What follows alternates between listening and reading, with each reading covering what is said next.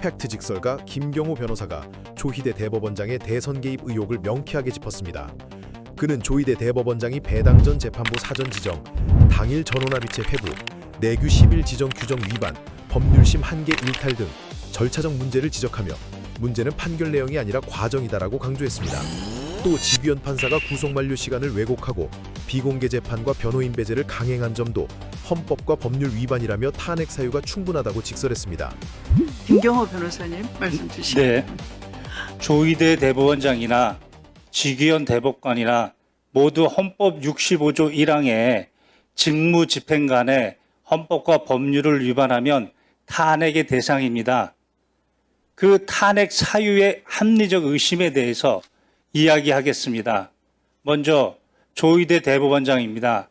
이번 전원합의체 판결 2025도 4697 이 전원합의체 판결의 재판 과정에서의 헌법과 법률 위반을 이야기하는 겁니다.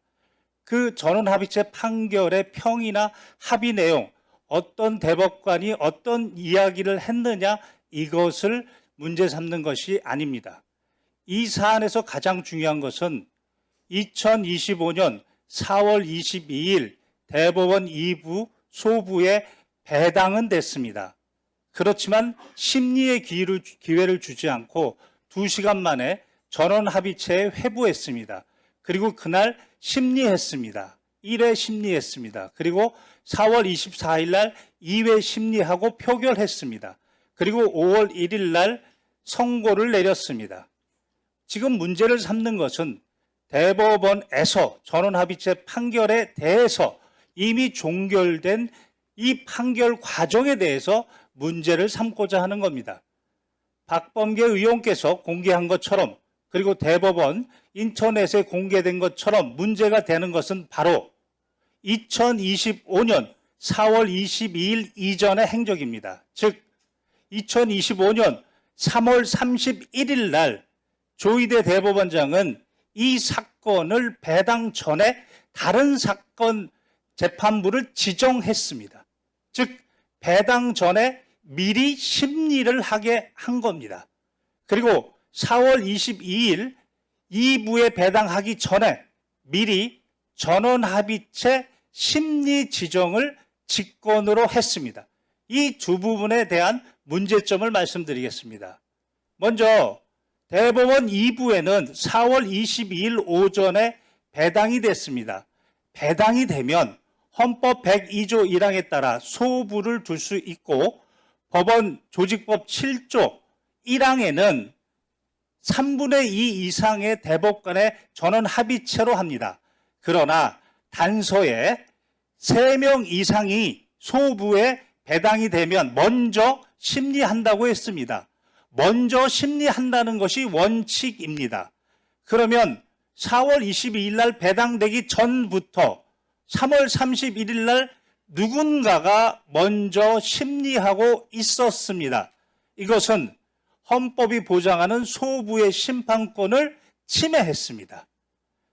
그리고 소부는 먼저 심리를 하다가 4가지 사유, 다시 말해서 명령규칙이 헌법에 위반됐는지, 명령규칙이 법률에 위반됐는지, 지금 해당 대법원 판결을 변경해야 되는지, 아니면 소부에서 심리하는 게 부적당한지 이렇게 심리를 한 다음에 전원합의체에 회부하는 겁니다.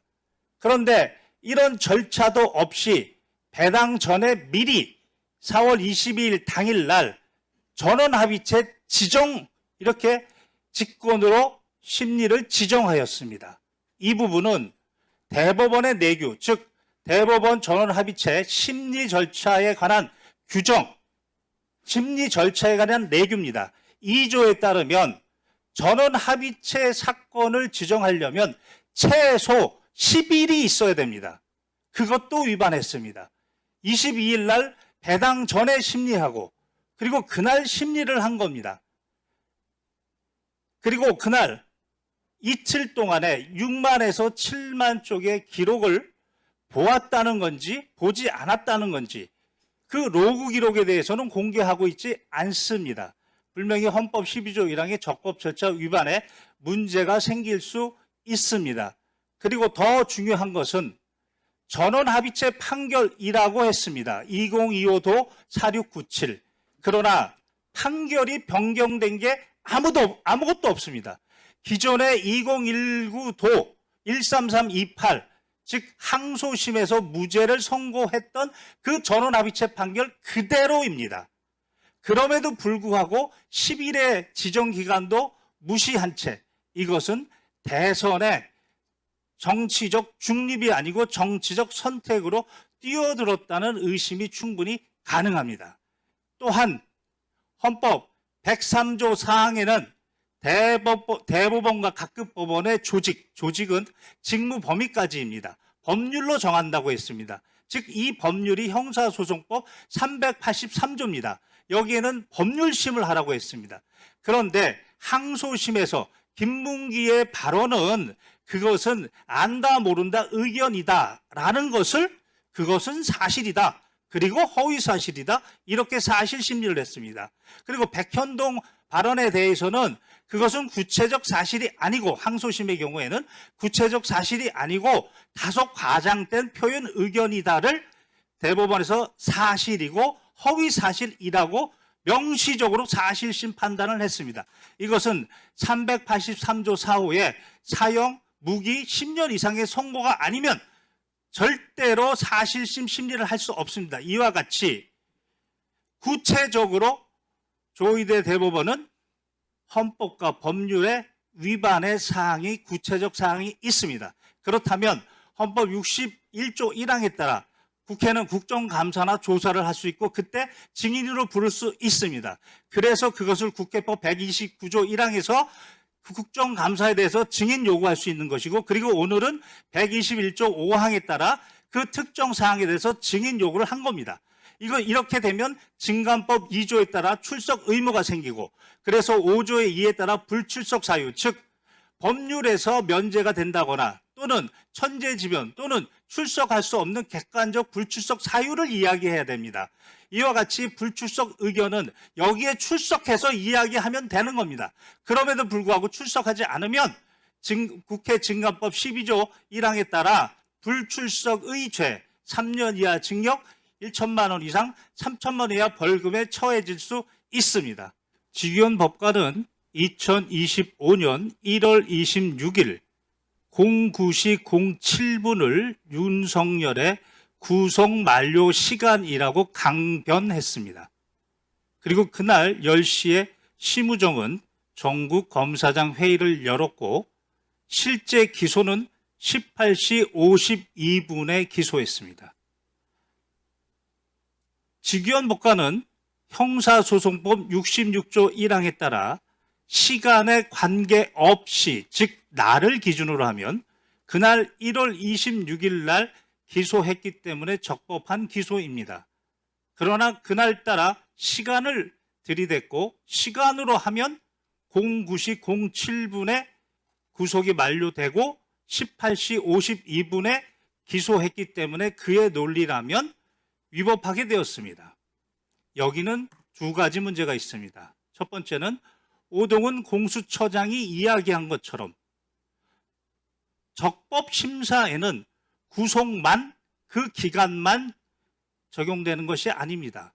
체포와 구속 기간을 모두 산입하는 겁니다. 즉 체포 적부심사나 구속 적부심사를 위해서 기록이 법원에 있는 동안에는 그 시간을 빼야 됩니다. 그렇게 되면 그 시간을 구속 시간만 임의적으로 빼서 09시 07분이라고 했으나 체포 그 적부심사 시간까지 빼면 18시 52분에서 47분이 더해져야 됩니다. 다시 말해서 19시 39분이 구속 만료 기간입니다. 다시 말해서 오동훈 공수처장이 이야기한 것처럼 법을 왜곡했습니다. 가사 형식적으로 그 구속 기간이 만료되었다 하더라도 형사실무제요 형사 3편의 460쪽을 보면 수사기관은 재구속에 제한이 있지만 법원에는 재구속 제한이 없습니다.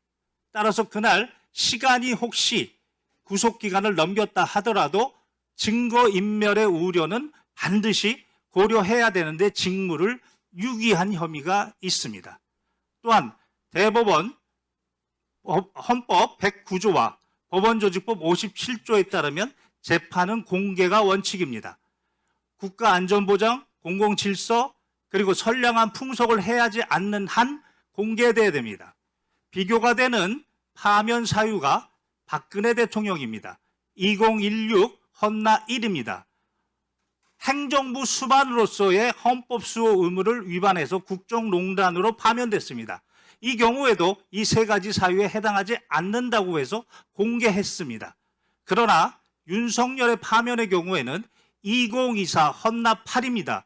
여기는 국구 통수권자의 의무까지도 위반해서 국민에게 총을 들이댔습니다.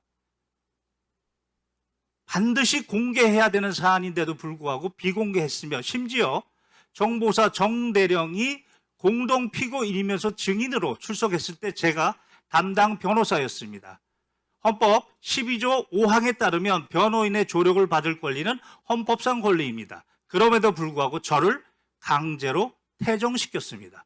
이 모두 그 재판 과정입니다. 재판 과정에서 헌법과 법률 위반이 명백하고 중대합니다. 탄핵 사유에 해당한다고 생각합니다. 끝으로 오늘 이재명 대통령께서 항소심에 신중하라고 하셨을 때 저는 내심 기뻤습니다. 최근에 삼총교육대 피해자분을 제가 1심에서 승소했습니다. 그런데 정성호 법무부는 항소를 했습니다. 항소 이유서를 봤더니 소멸시효 주장이었습니다. 그러나 소멸시효 주장은 이미 전원합의체 판결로 정리가 된 그런 부분이었습니다. 그래서 제가 정성호 법무부에도 진정을 넣었고 대통령실에도 진정을 넣었습니다. 저는 그 부분에 대한 화답이라고 생각합니다. 그럼에도 불구하고 오늘 국민의힘 의원들이 이 부분에 대해서 모함을 하고 있는 점에 대해서 매우 가슴 아프게 생각하고 국민의 대표라면 사실에 근거해야 되고 그 사실은 확인을 한 다음에 이야기를 하는 것이 진정한 국민의 대표이지 않나 끝으로 이 말씀을 드리겠습니다. 이상입니다. 네, 감사합니다.